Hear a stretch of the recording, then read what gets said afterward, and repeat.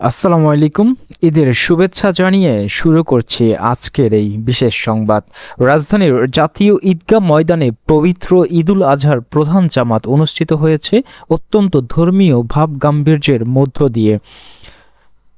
নামাজের প্রথম জামাতে অংশ নেন রাষ্ট্রপতি, স্বরাষ্ট্রমন্ত্রী সহ দেশের শীর্ষ পর্যায়ের রাজনৈতিক প্রশাসনিক ব্যক্তিবর্গ। এছাড়াও উপস্থিত ছিলেন প্রধানমন্ত্রী তারেক রহমান।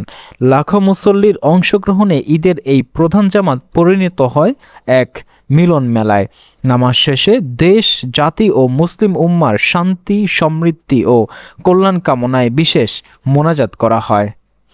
নিরাপত্তা নিশ্চিত করতে ছিল আইনশৃঙ্খলা বাহিনীর কড়া নজরদারি।